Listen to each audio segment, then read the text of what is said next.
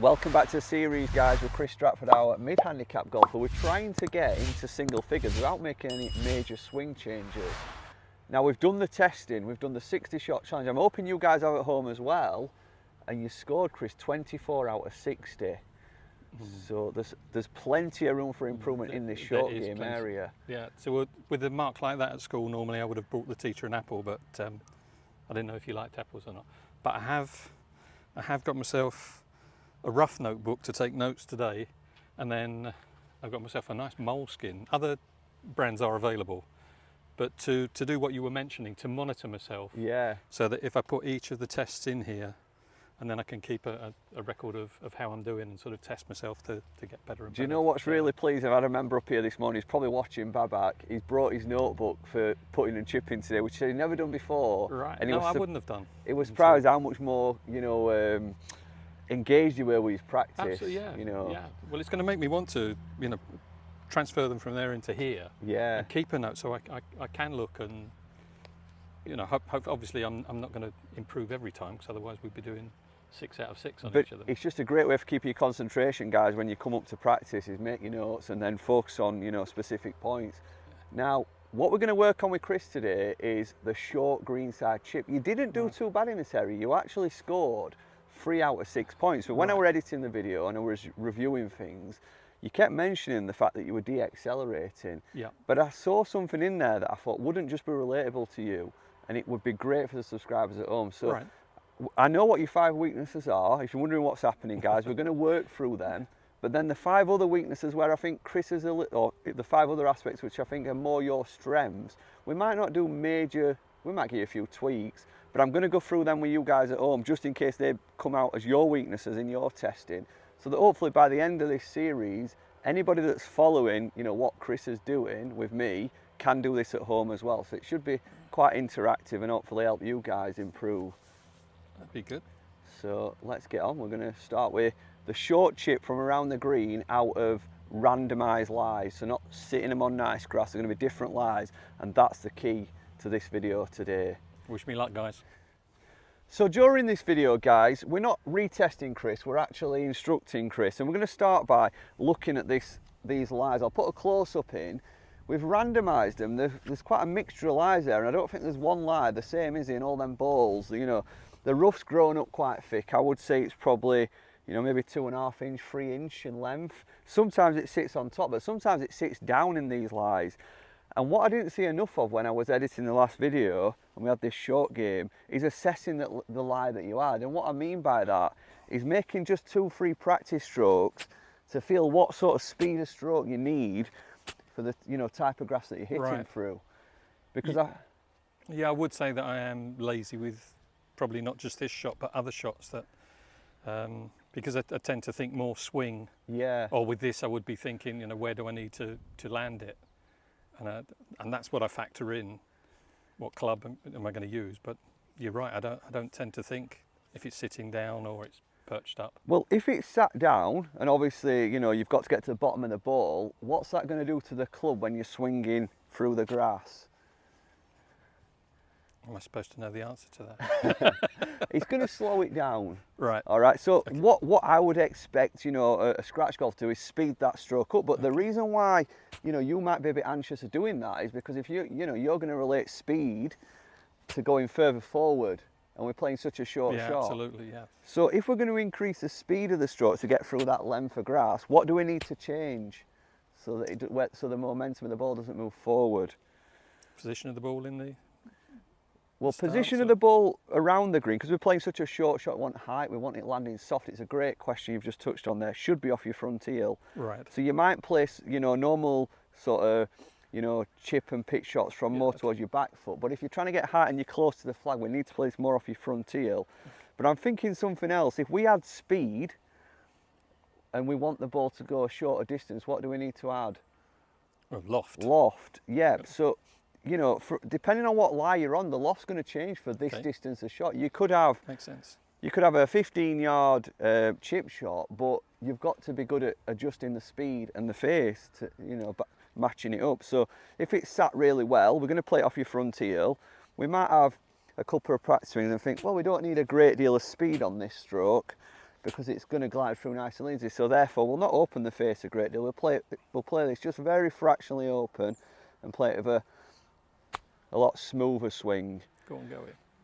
But if it's sat down, I mean, look at this one here. If I put that same speed on that stroke, I'm almost like scared I'm not going to get through the grass. So I want to make sure I get through the grass. The last thing you want to do is end up with a ball finishing here. All right, and that's what happened in our test. We had 2 or 3 great shots, but there were some that just didn't get out. So I'm going to open that face up wide, and the momentum of the ball is going to go up then.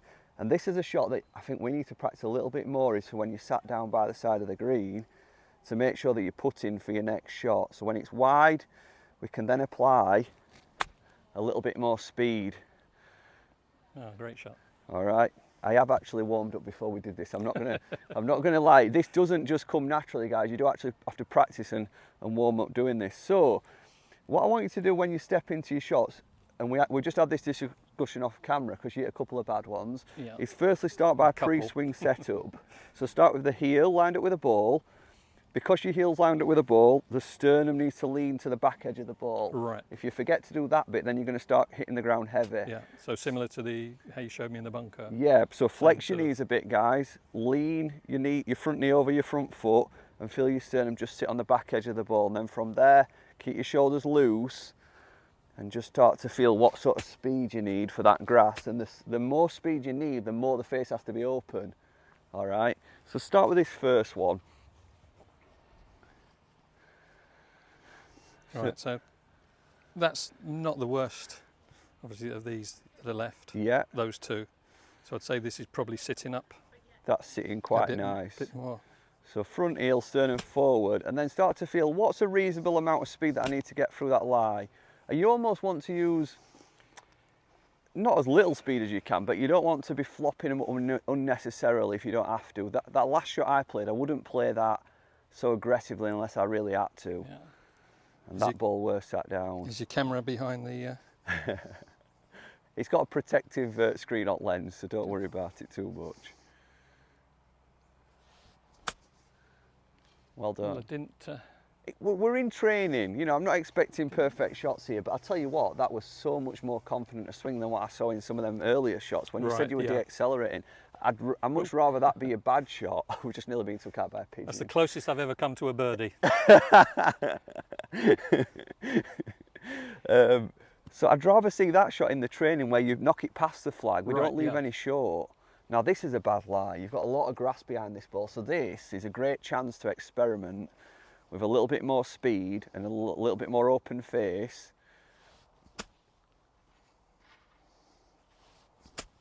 Excellent. Do you know, that were a good just stroke. mention there, a problem I have, yeah, and I notice I do it, is my practice swing, I look at the ball. Right. Instead of looking at the area where I'm hitting. What, the back edge of the ball?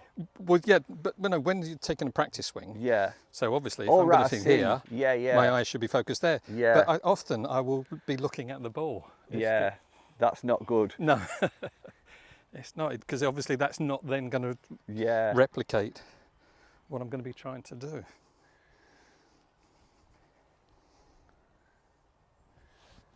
Lovely. Wow. That's amazing, Chris. Yeah, I've settled Would you have ever played with that much of an open face around the greens for this sort of short shot? No. I think I tend to, and I have brought a 60 degree, I used the 56 when we did it before. Yeah.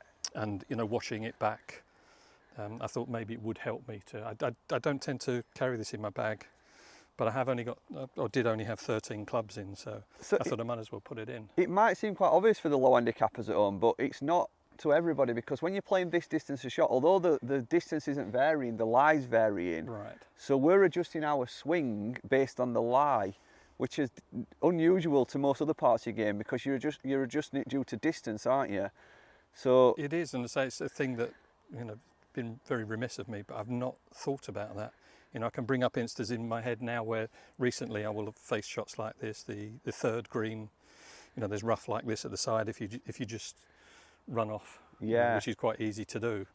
And I don't really assess that. And So it does come with a level of judgment, and the best way I would say to practice this is, obviously we're practicing randomised lies here, but I would sit 6 or 7 balls down in a deeper cut lie, Right. so that you can then hit 5 or 6 in a row to feel that speed and, you know, the open face, and start to build up confidence with popping it up softly. Yeah. And then you sit some on the lie to the top of the grass, where then you're gonna slow that swing down, because if you don't really need to do that so much, you're gonna slow that swing down, play a bit squarer face, and become a little bit more, you know, obviously feely in that sense. Yeah, and presumably another thing that you'd factor in is how much green you've got beyond the flag. Yeah. Which is... Well, what I would say is, as well, is... don't think, you know, probably can I miss it on that side? Yeah. No, I agree, but we don't want to be thinking like that. Okay. We don't. What I would say is, it's not ideal in front of clubhouse, because this is a putting and a chipping green. We don't want to do like lobbing shots up really high. But if we went to the ice house, I think the best way to practice this is forgetting about the targets and actually opening the face really wide and swinging fast to see what the momentum of the momentum of the ball is really going to go upwards and then land soft. Yeah. Which I think for most people are scared of trying that. You're always thinking, oh, it's going to go flying through the green. It can't do, unless you fin it. Obviously, if you strike it clean, the bottom of the ball with an open face and speed, it can only go up. So that's something we need to experiment. So this one here, I would be thinking it's a bit fluffy. Yeah. And might I go under the... you could go too far under it, you mean? Yeah, but I mean, with it being that close, I would probably not need to worry about that. I'll tell you what, that's a great sense that you've just had there. Should I swing it faster? Or? Well, maybe you just grip down it a touch then. If you think it's sat really up off the deck, you know, it's teed up almost like a driver, then maybe you have to just adjust on the handle by going down a centimetre. Okay. You know, these are little... This is what the really good players, you know, really consider, all these factors.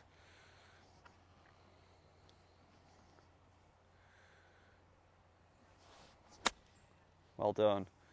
Now, I like your club speed for this shot. I think Chris is demonstrating some confidence to actually hit through the grass, but I don't think he's yet got the confidence to open that face up. Right. Now, if Mickelson were playing this shot, just imagine being a Phil Mickelson. Yeah. You know, he would really have this. Yeah, just for a moment. I am left-handed, but not at golf. So let's really open that face up. Let's not worry about if you leave it short. We're just practicing. So we're talking more like that? Yep, so really sit it open. And just the same amount of pressure you've just applied on the other one.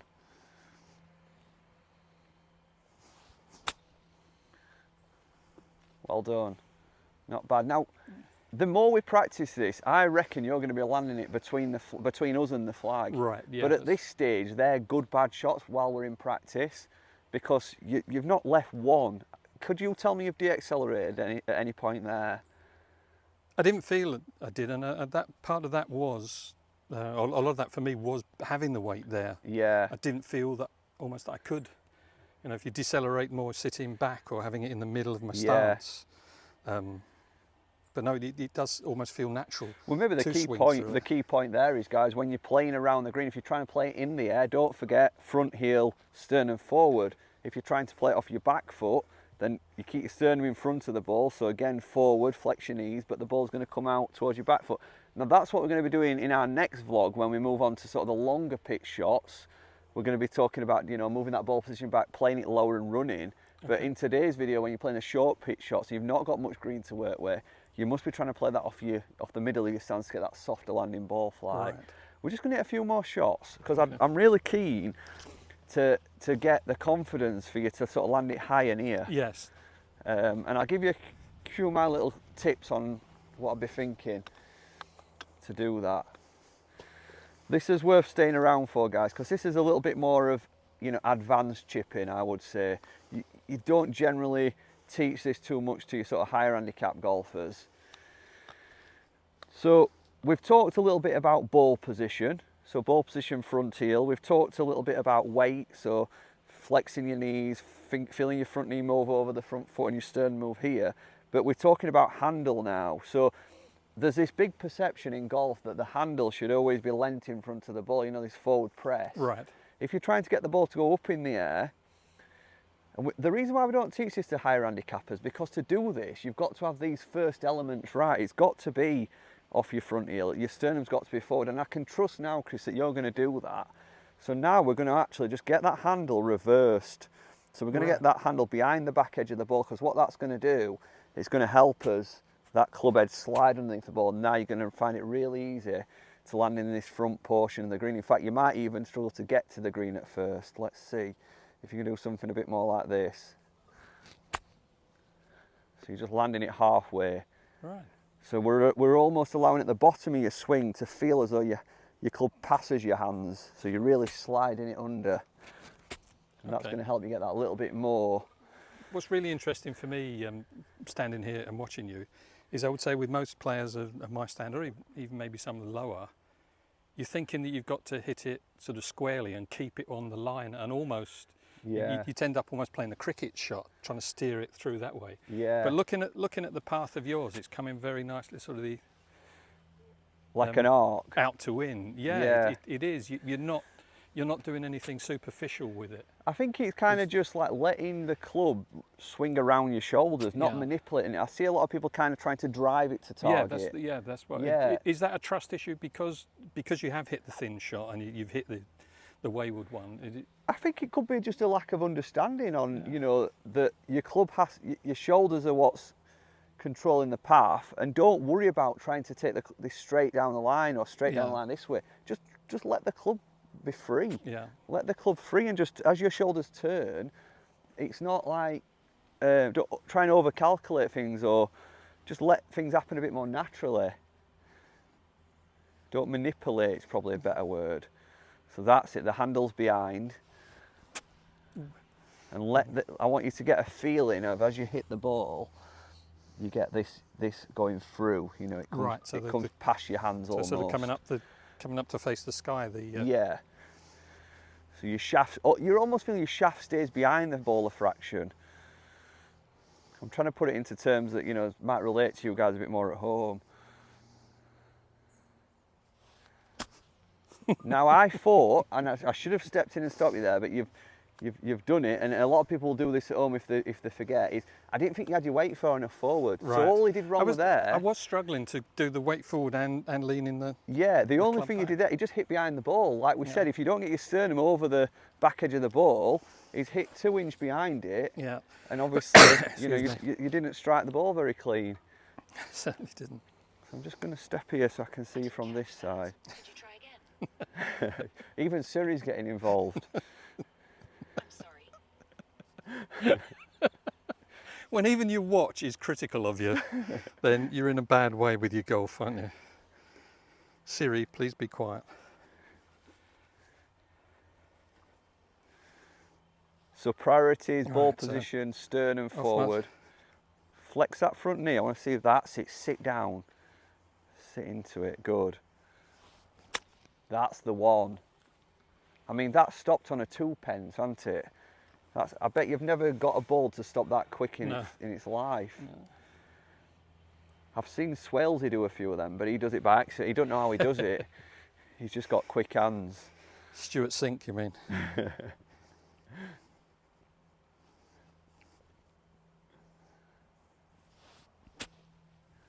bit more acceleration, because the momentum of the ball is going to go up. That's the key. You've got to, that's it, be confident. The more you accelerate, you've got to remember the momentum is going up, not forward. As soon as you de-accelerate, that's when you're going to get that sluggish one where you leave it short. So the reason we're opening it is because we want acceleration. Lovely. A bit of a tug left, but that's not unusual in my game. But we're talking about a bad shot now being 12 feet out of such a tricky lie, you know, from so close to the green. Yeah. Well, it's not a disaster.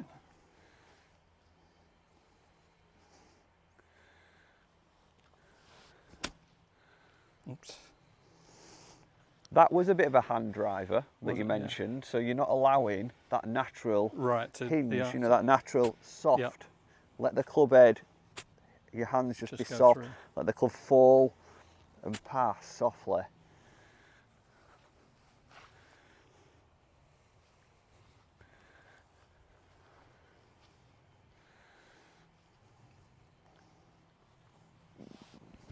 Bit more set up, front heel, is it right off your front heel, weight forward?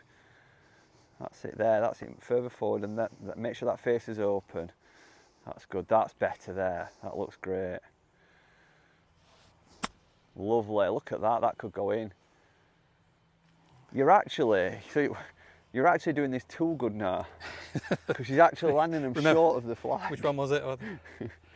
So in conclusion, guys, what I want for Chris to take away from this, I'm not expecting, you know, to go and do a retest and it be absolutely brilliant, but I'm hoping now in his rounds that when he gets in these tough lies where he's got, you know, the ball sat down a little bit, he's got a little bit more understanding of how to play it. Yeah. You know, front heel, weight forward, so flex them knees, soft, get your sternum there, and then don't be scared of having them practice swings to feel the surface, and then apply the amount of loft to marry up with that, which comes through judgment. And you've got 50 years of experience, so I've no doubt that, you know, you will soon pick up that judgment from your experience. We're not talking to Tahid, who's been playing 2 years, who needs a bit more of a simplified technique. Although Tahid is very good at short game, he hasn't really got that feel yet. He hasn't got that experience that you've got to make that kind of judgment so quickly. Yeah. So, you know, and this is why it's great for someone like, you know, I know we've got a few people following who's, you know, in this sort of 60s and stuff, and they're looking forward to this series, and that's why this is very relatable to you, because you have got feel, you just need to know how to use it. Yeah. Well, I've been lazy in that you play a wedge shot, sort of any wedge shot, you think of it being in the middle or towards the back of your stance, and clearly it's the complete opposite for this one, as you say, because you want to get the maximum loft, but it's not something I've thought about, so I will feel more confident. And just remember as well, you're a 14 handicap, aren't you? Chris is not a 4 or 5 handicapper, so don't be thinking this is going to be too hard for you to apply at home. You know, you're a 14 handicap golfer, and you're making it look quite easily, if you ask me. So one or two of them. Yeah, guys, I hope you've enjoyed that video. We've tried to keep it short and sweet, and if you're enjoying it, next week we're going to be doing long chip shots from around the green and showing Chris how to, I mean, you got 0 out of 6 on that test. Yeah. So, you know, there's a lot, we can really knock some shots off your game in that area, I think. Yeah. Can I say that in mitigation, as a slight excuse, not sure if I mentioned at the time, I have got new irons. And I took the 8, and I shouldn't have taken the 8, and the 8's a lot stronger loft than the previous generation of pings I had, which were G400, now got 430s. And I mean, I can't excuse the lack of accuracy in pulling it left. Yeah. But I do think it was probably going deeper than I was envisaging for that swing. So that's, I think I would have got at least 1 out of. Well, what we're going to do in 12. this, obviously the next lesson next week, is we're going to be having a look at your technique first of all, and during that looking at your technique we'll select the right club, because we're not going to change the club too much. That's going to be more length of swing. Because we're playing a longer shot, we're generally going to have more acceleration in the stroke anyway to cope for these kind of lines, so we don't have to adjust the club face so much or the swing speed so much. It's just going to be length of stroke. But we're going to get into that video next week, and appreciate you obviously subscribing and watching the videos, guys, and yeah, we'll see. And I appreciate all the very kind comments that people have made. I think we've even got Leeds fans on side now, haven't we? Let's hope so. We're all football fans, aren't we? So that's the main thing. Guys, we'll see you in a few days' time. I hope you're enjoying the videos, and good luck with your golf. Bye. Cheers, guys.